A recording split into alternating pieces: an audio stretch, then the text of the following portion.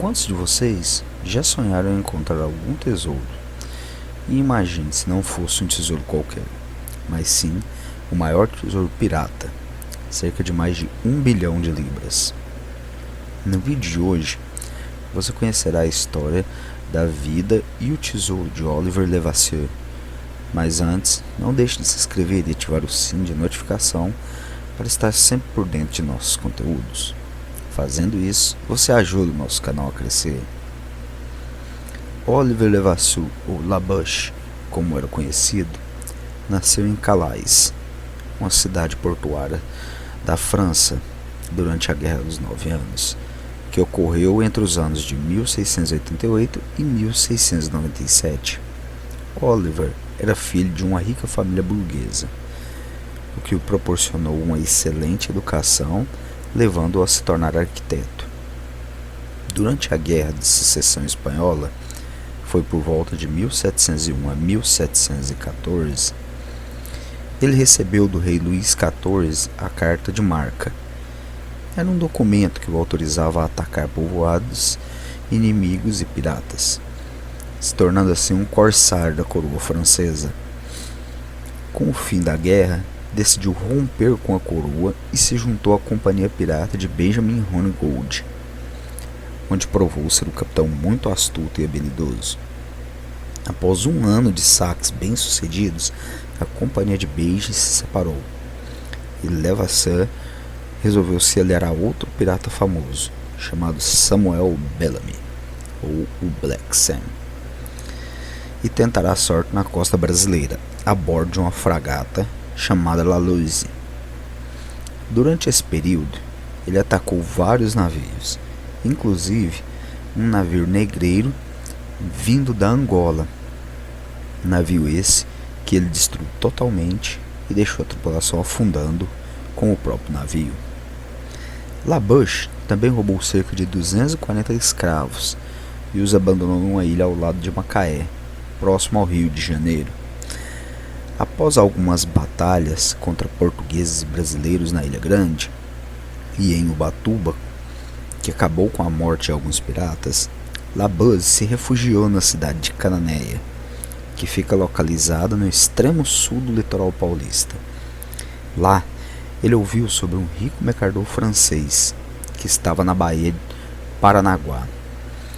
Ele, então, tentando perseguir esse mercador, foi pego em uma grande tempestade perto da ilha de Córcega, afundando seu navio em 9 de março de 1718, o que levou à morte mais de 80 pessoas de sua tripulação. Mas Levasseur conseguiu escapar em um pequeno barco, indo para São Francisco do Sul. Oliver então ficou um tempo escondido, esperando a poeira baixar,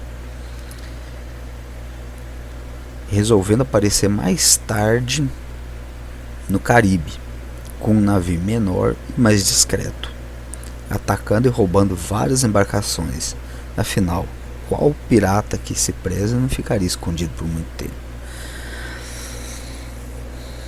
Devido a tantos ataques e ao seu enorme tesouro, ele foi perseguido e quase capturado do capitão Ham e seu navio HMS Scarborough. Vendo que as coisas não estavam fáceis para ele, ele resolveu mais uma vez se juntar a seus ex-parceiros, retomando o cargo de capitão em 1720.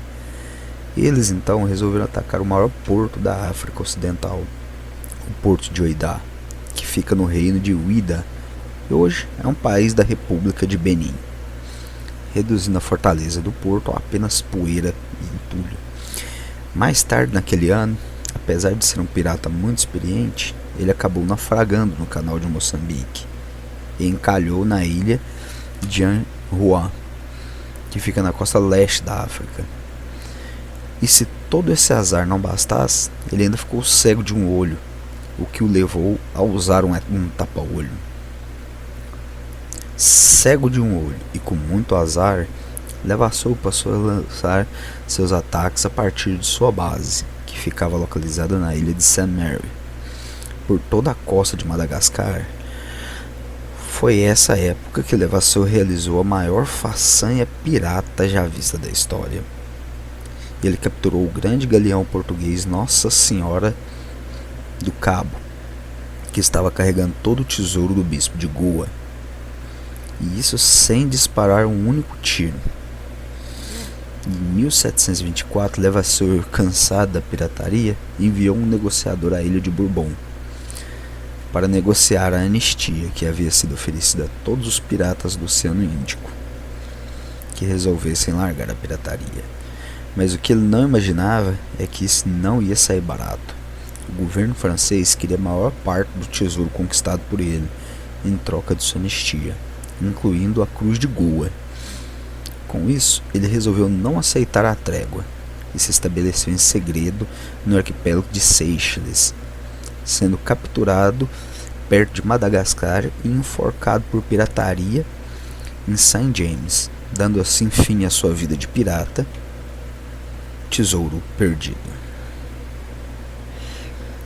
Oliver, enquanto estava vivo, roubou vários portos e navios piratas, e também todo o tesouro do bispo de Goa, que era o vice-rei da Inglaterra, comandando a África, ou seja, ele roubou todo o tesouro de um homem que governava a África, que naquela época era uma colônia da Inglaterra. O tesouro consistia em barras de ouro, prata, moedas de ouro, diamantes, pérolas, seda, arte e objetos religiosos, incluindo a Cruz de Ouro de Goa, uma cruz feita de ouro puro, incrustada com diamantes, rubis e esmeraldas. Essa cruz era tão pesada que precisou de 3 homens para carregá-la no navio. Diz a lenda que Oliver Levasseur possuía consigo um colar, e nele estava escrito um pictograma de 17 linhas, e antes de ser enforcado, ele jogou o colar no meio da multidão e disse: "Encontre meu tesouro, aquele que pode entendê-lo." O colar se perdeu pela história, mas existem vários desenhos desse pictograma.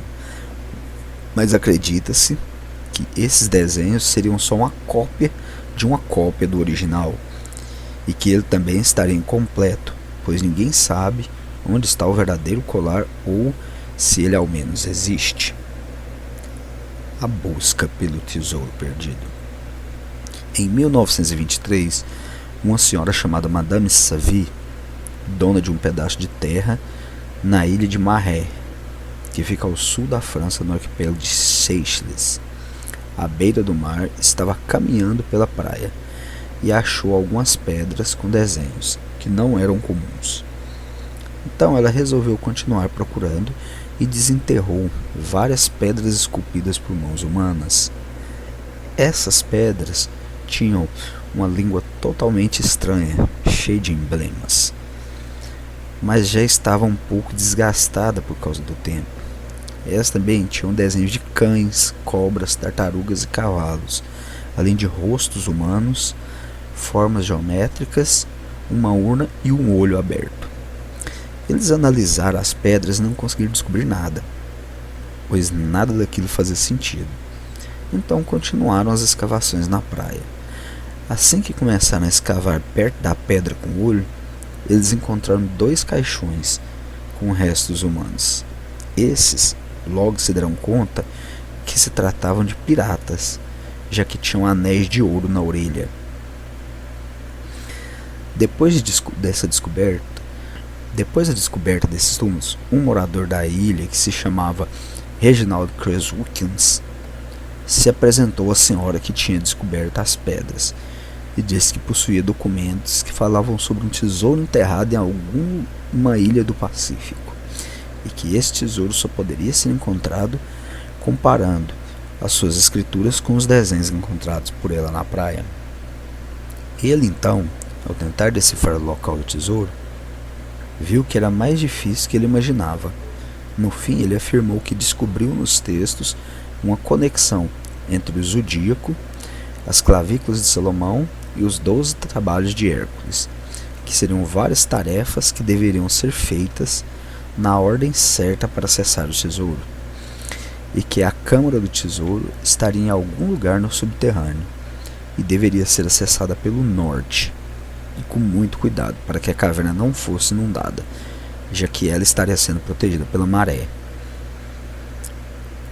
O explorador Cruz Walkins procurou pelo tesouro em uma caverna de Maré até os dias de sua morte, em 3 de maio de 1977, encontrando somente alguns sarcófagos piratas, armas antigas e algumas moedas de ouro. Seu filho, o professor de história de Seychelles, continuou as buscas pelo tesouro até os dias de hoje, dizendo que deve voltar aos hábitos antigos e esquecer a tecnologia se quiser enfim achar o tesouro. Mas e vocês? Contem aí nos comentários o que acham, se é só uma lenda ou se o tesouro realmente existe. Não deixe de se inscrever e deixar seu like, isso nos ajuda a continuar crescendo.